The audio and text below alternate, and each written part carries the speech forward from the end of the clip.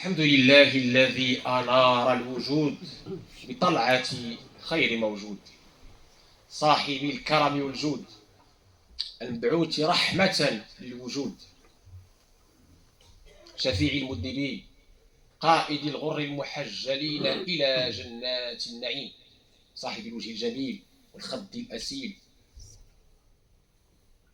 الطرف الكحيل والكوثر والسلسبيل، عليه أفضل الصلاة وأزكى التسليم، وعلى آله الطاهرين الطيبين وصحابته الأكرمين أجمعين. أما بعد، أيها المؤمنون، يقول عز من قائل بعد: أعوذ بالله من الشيطان الرجيم. يا أيها الذين آمنوا كتب عليكم الصيام كما كتب على الذين من قبلكم لعلكم تتقون أياما معدودات، فمن كان منكم مريضا أو على سفر فعدة من أيام أخر، وعلى الذين يطيقونه فدية طعام مساكين، فمن تطوع خيرا فهو خير له، وأن تصوموا خير لكم إن كنتم تعلمون. شهر رمضان الذي أنزل فيه القرآن هدى للناس وبينات من الهدى والفرقان، فمن شهد منكم الشهر فليصم، ومن كان مريضا أو على سفر فعدة من أيام أخر، يريد الله بكم اليسر ولا يريد بكم العسر.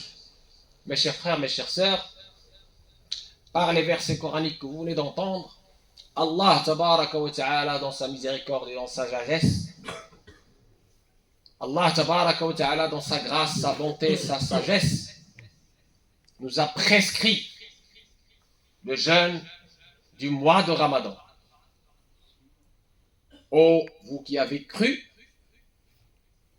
le jeûne du mois de Ramadan vous a été prescrit comme il a été prescrit aux communautés avant vous. Ainsi atteindrez-vous la piété, la crainte révérentielle. Cette injonction coranique, c'était à la 2e année de l'hégire, 15e année de la mission prophétique. Avant, il y avait, comme vous le savez, le jeûne de Ashura du 10e jour de Muharram, qui est depuis devenu une recommandation. Mes chers frères, mes chères sœurs, nous accueillons bientôt un invité d'honneur. Ja'akum al-Mutahhir, le purificateur, une station d'approvisionnement qui ne vient qu'une fois par an. C'est un invité qui ne va pas rester longtemps, mes chers frères, mes chères sœurs. Un invité qu'il convient d'honorer, pour s'honorer soi-même, pour s'élever. Et j'ai voulu, à travers ce prêche du vendredi, rappeler, parce que le rappel profite aux croyants, le nécessaire déjà du jeûne du Ramadan, en sachant, Inch'Allah, que durant tout le mois, avant le prêche, nous allons répondre aux questions fréquemment posées sur le fiqh, la jurisprudence de ce jeûne, et sur d'autres questions, Inch'Allah. Il y aura un programme, Masha'Allah, bien rempli pour celles et ceux qui voudront bien, Inch'Allah, pour eux et pour leurs enfants. Premier élément essentiel pour le mois de Ramadan, شرط الصيام نية في بدئه وترك أكل وطئه وشربه. Première condition, l'intention, النية. C'est un acte du cœur. Un acte du cœur. On a dit que l'intention, c'est ce qui distingue l'acte de la vie courante, qui peut être un régime, parce que tu veux être plus svelte, de l'acte de la vie cultuelle, l'adoration d'Allah subhanahu wa ta'ala, qui n'a rien à voir avec ça. C'est cette intention qui transforme, qui donne le sens à l'acte que tu vas accomplir. Cette intention, mes chers frères, mes chères sœurs, elle intervient la veille du premier jour du mois de Ramadan. ونية تكفي لما تتابعه يجب إلا إن نفاه مانعه. Pour nous, elle est suffisante. Une fois, la veille, c'est-à-dire la nuit, avant le Fajr, du premier jour du mois de Ramadan. Elle est suffisante pour tout le mois. Sans pour autant qu'elle soit renouvelée, sauf s'il y a rupture. إلا إن نفاه إلى حصل للإنسان ماذا؟ مشكل فأفطر هنا يعيد النية يجدد النية. On ne la renouvelle que s'il y a rupture pendant le mois de Ramadan pour une raison ou pour une autre.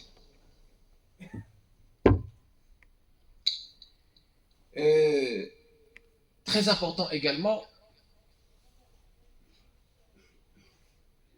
la condition du jeûne, en plus de la niya en amont, cette intention en amont qui intervient pour donner à l'acte son sens et sa vie. Comme j'ai dit, c'est un acte du cœur qui intervient, j'ai dit, avant le fajr du premier jour du mois de Ramadan. Il y a le sens même du jeûne, qui est l'abstention.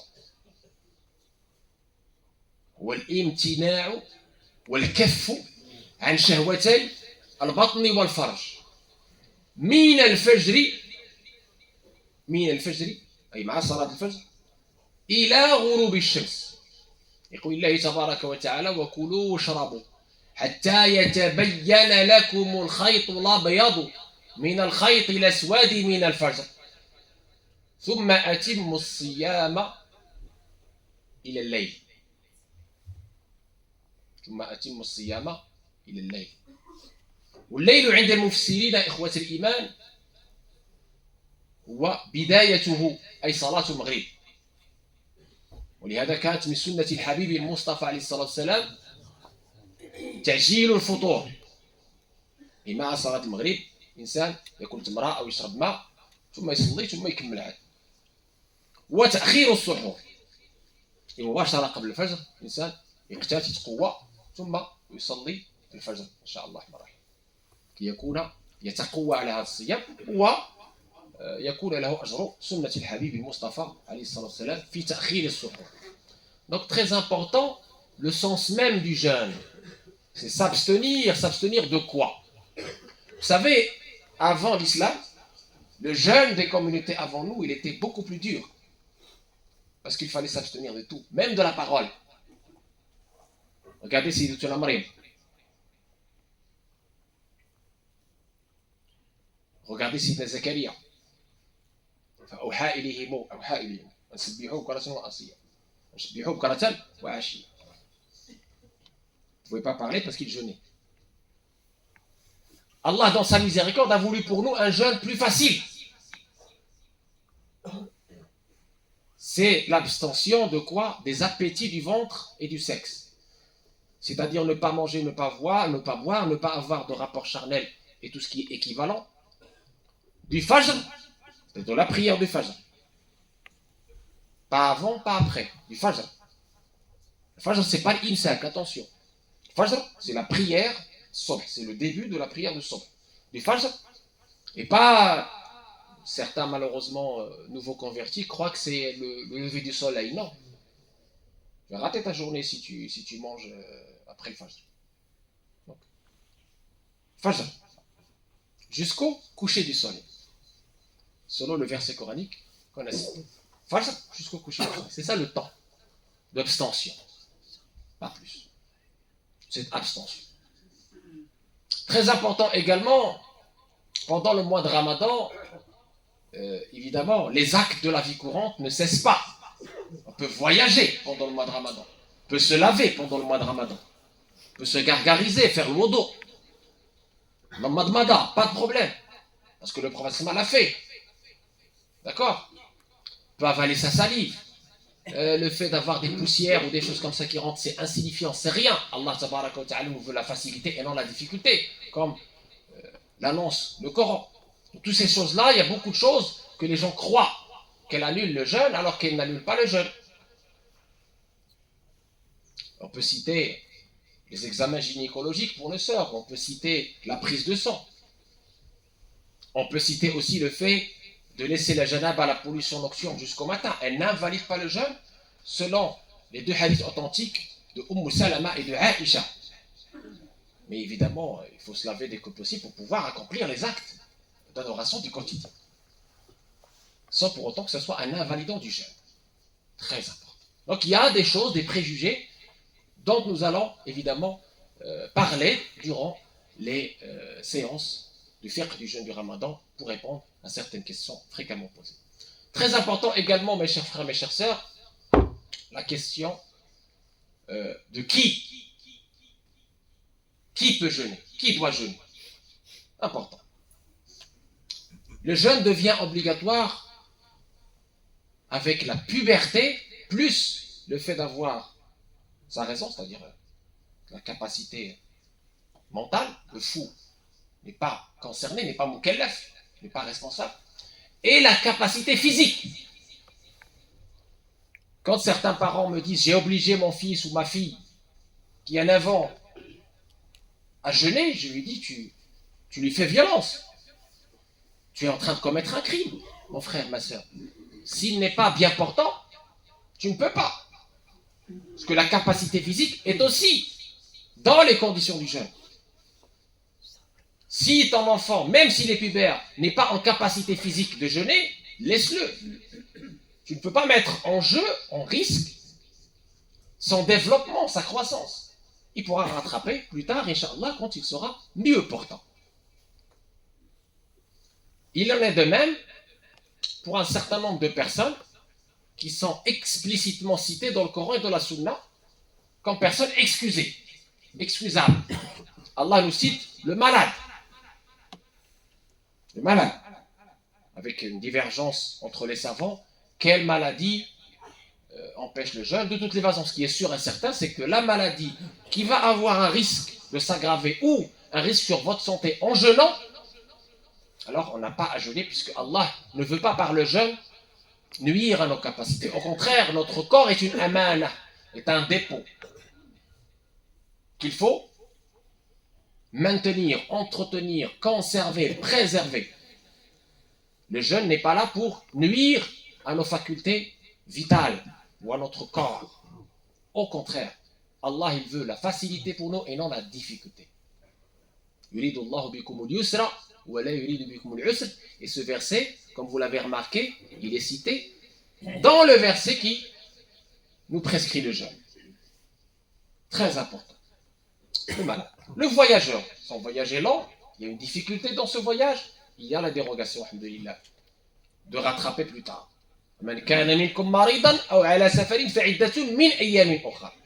Et dans la maladie, il y en a qui vont me dire, oui, mais si c'est une maladie chronique, qui dure pour toujours, comment je peux rattraper? À ce moment-là, le Coran nous répond également, il nous parle d'une fidya qui est pour les savants une recommandation, en tout cas pour le Malikiya, une recommandation et non pas une obligation. Fidya, pour un pauvre chaque jour, qui remplace le jeûne pour les malades chroniques, ceux qui ne guérissent jamais. Fidya, nourriture, de la denrée majoritaire du pays, pour un pauvre chaque jour. Ils ont divergé sur la quantité de cette nourriture, etc. Cette année, le comité s'est réuni. Pour le Malikiya, par exemple, c'est un moud. C'est les deux mains comme ça, là. Moud, qui est le quart du sa, le quart de ce qu'on donne à Zakat al-Fitr. Zakat al-Fitr, cette année, en France, elle a été précisée, 9 €. Donc, le Fidya et le Kfara, 2,50 € environ. C'est tout. Pas beaucoup. 9 € Zakat al-Fitr, 2,50 € pour le Fidya. Donc, ça, c'est pour les dérogations. Et ajouter à cela, évidemment, les femmes enceintes. Elles doivent d'abord et avant tout penser à cet être humain qu'elles portent. Elle ne doit pas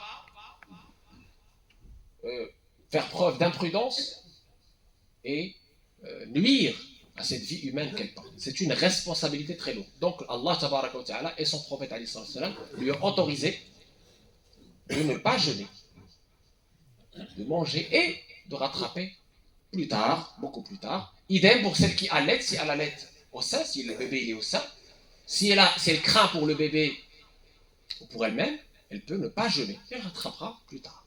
Très important. Évidemment, quand nos sœurs ont leur menstru ou leur lochi, c'est un repos biologique qu'ils doivent respecter. Il leur est interdit de jeûner. Ils doivent rattraper ces jours-là, plus tard, حيض النفاس تقضي الأيام التي حاضت فيها أو كانت فيها نفساء. Ça, c'est de façon synthétique les points les plus importants pour le jeûne du Ramadan. Mais attention, mes chers frères, mes chères sœurs. Il est, pour moi, très important de vous dire que le mois de Ramadan, c'est pas juste de la forme. C'est aussi un fond. C'est une école qui nous apprend la patience, les belles valeurs, la générosité, l'abnégation, qui nous rappelle les gens qui sont démunis, pauvres toute l'année, qui souffrent de la faim et de la soif toute l'année, pour qu'on puisse être dans cet élan de générosité, comme l'a été le prophète, non seulement pendant le Ramadan, mais au-delà du Ramadan, et pendant le Ramadan, il était encore plus généreux que le vent bénéfique. Donc, il faut penser au fond. Les actes sont des formes mortes. Mais le fond, c'est l'intention qui les anime et les objectifs de cette école. Ainsi, mes chers frères, mes chères sœurs, ne soyons pas ceux qui sont concernés par le hadith du prophète alayhi salam.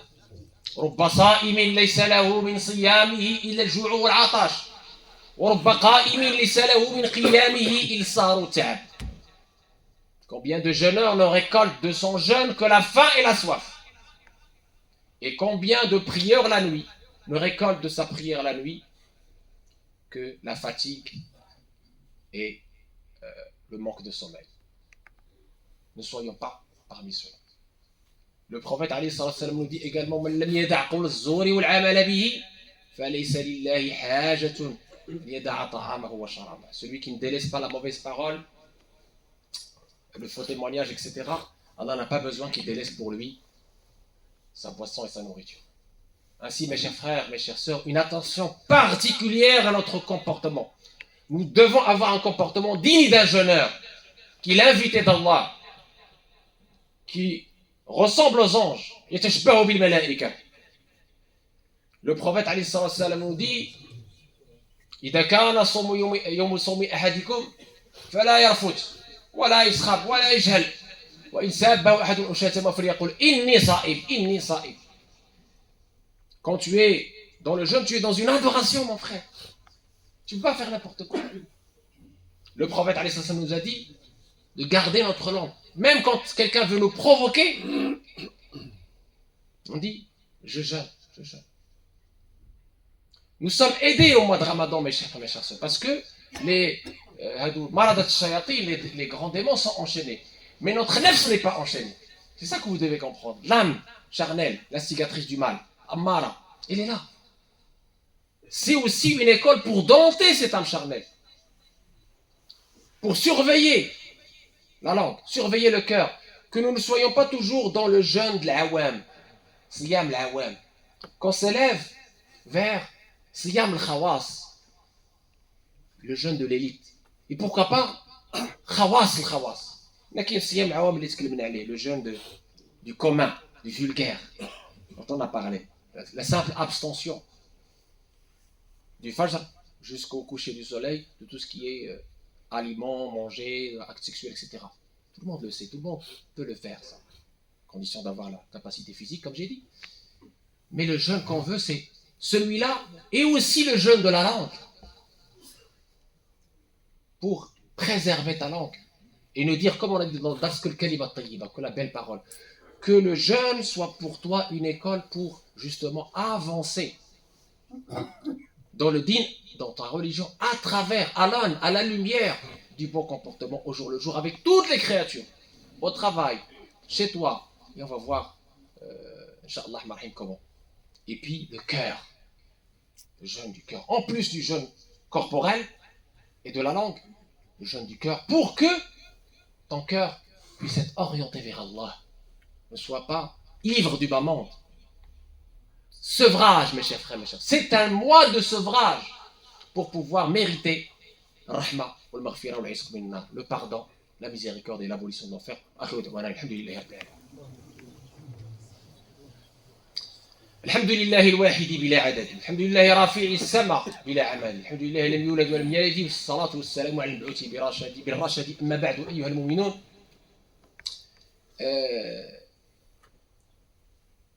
هذا الشهر الفضيل تكلمنا على بعض الاستعدادات ديالو, استعدادات اللي اولا وقبل كل شيء قلبيه, تصالح مع الله عز وجل, تصالح مع مخلوقات الله, القلب يكون خالي من الاضغان والاحقاد, ونتواصلوا مع الناس وتحابوا ونتغافروا. Donc j'avais dit la semaine dernière, si vous vous rappelez, que parmi les préparatifs essentiels pour ce mois de Ramadan béni qui arrive, c'est aussi cette réconciliation générale, cette purification du cœur de ces maladies, cette réconciliation avec Allah, avec toi-même, tu fais la paix avec toi-même et la paix autour de toi, conformément au hadith du prophète alayhi salatu wassalam, la tadkhulul jannata hatta tu'minu wa la tu'minu hatta tahabbu, ala adullukum ala shay'in idha fa'altumuhu wa tahabbtum afshu as-salama bainakum. Répandre la paix pour pouvoir effectivement s'aimer, pour pouvoir mériter le paradis, bi'idhnillah azza wa jal. Le mois de Ramadan étant une école qui peut justement nous faire arriver un tremplin, qui peut nous faire arriver vers cette beauté du comportement. C'est l'école de la patience. Et on a dit la dernière fois que la patience, c'est la seule qualité, le seul acte. Donc le mérite n'est pas quantifié. C'est l'école, comme on a dit, de la générosité et l'école de l'humanisme. Et on ne peut pas être bon envers autrui si on n'est pas bon envers notre famille. خيركم خيركم لأهله وأنا خيركم لأهلي. Tout commence par notre épouse ou notre époux, par nos enfants. On ne peut pas être bien avec Allah, bien pour les autres, sans commencer par le noyau dur, le premier noyau qui est la famille. Et donc, une pensée pour nos sœurs, nos mamans, nos épouses, nos filles, nos sœurs, qui pendant ce mois de Ramadan font des efforts colossaux, énormes. Et vous pouvez essayer de faire ce qu'elles font. Une journée, vous allez le voir. C'est pas évident. Et en contrepartie, aucune reconnaissance. Au contraire, malheureusement, du mauvais traitement, du mauvais comportement. C'est pas pour rien que le prophète alayhi salam nous a dit Stawsaw bin nisa'i khayra. C'est pas pour rien que le prophète alayhi salam nous a dit le meilleur d'entre vous, c'est le meilleur envers son épouse, envers sa famille. Je suis le meilleur envers ma famille. C'est pas pour rien que le Coran nous a dit wa'ashiruhunna bil ma'ruf fa in karihtumuhunna fa'asa an takrahu shay'an waj'ala Allahu fihi khayran katira. La réussite d'une société réside d'abord et avant tout dans la réussite du modèle de la famille. La douceur, la bienveillance avec ton épouse. Être reconnaissant. Celui qui n'est pas reconnaissant envers les gens ne serait pas reconnaissant envers Allah. L'aider dans cette tâche difficile, l'aider, pourquoi pas. Le prophète, on a dit déjà qu'il aidait. Mettez la main à la pâte. C'est une preuve que tu as compris ta religion. Si tu es dans ce beau comportement avec ton épouse, avec ta famille. Je disais donc, on ne peut pas réussir ce mois de Ramadan sans faire un programme qui inclut d'abord et avant tout notre famille. Et notre devise, mes chers frères, mes chères sœurs, doit être l'aya al-karima. وَأَمُرْ أَهْلَكَ بِالصَّلَاةِ وَاصْطَبِرْ عَلَيْهَا وَأَمُرْ أَهْلَكَ بِالصَّلَاةِ وَاصْطَبِرْ عَلَيْهَا لا نسألك رزقا نحن نرزقك والعاقبة للتقوى. La devise de chacun de nous, mes chers frères, mes chères sœurs, dans cette école du Ramadan, cette école de la transformation, de la transcendance, Inch'Allah, pour le meilleur, les bonnes résolutions, la devise, le titre, le verset coranique que je viens de citer en arabe, et ordonne à ta famille la prière et persévère dans cette prière. On ne te demande pas de la subsistance. Nous assurons ta subsistance. Et le dénouement est au pire. La aqibatu lit. Donc mes chers frères, mes chères sœurs, le ramadan, c'est pas juste un aller-retour au tarawih. Pas du tout. Le ramadan, c'est pas le fait de changer les habitudes du soir en habitudes du jour. Pas du tout. Le ramadan, c'est pas une fête, c'est une adoration. Et pour que cette adoration soit bénéfique, pour qu'on puisse transmettre et être des parents et des mourchidines et des imams missionnaires et non des missionnaires, on commence par notre famille. Et on commence par l'épine dorsale de la religion, as-salat, la prière. Un programme doit être fait par chacun de nous pour inclure notre famille dans ces ibadats, dans tout ce qu'on fait pendant ce mois de Ramadan. Cette spiritualité du Ramadan, elle doit être inclusive. Inclure d'abord et avant tout notre famille. D'abord et avant tout, la priorité, nos enfants. Avant d'aller au travail, je fais la prière avec ma petite famille. Je reviens du travail, je réunis ma petite famille, on fait la prière. Important, en groupe, pour que mes enfants, ma famille, puissent bénéficier aussi des barakas, puisque que je puisse transmettre, parce que la transmission par le modèle, c'est la meilleure transmission. Ça demande une persévérance, une patience. C'est pas évident, mais il faut patienter, il faut trouver le temps. Le temps, c'est de la qualité, pas de la quantité. Il faut que vous soyez présents pour accompagner la famille dans ce programme du mois de Ramadan, que vous devez établir en mettant l'accent sur d'abord et avant tout ce verset que je viens de citer.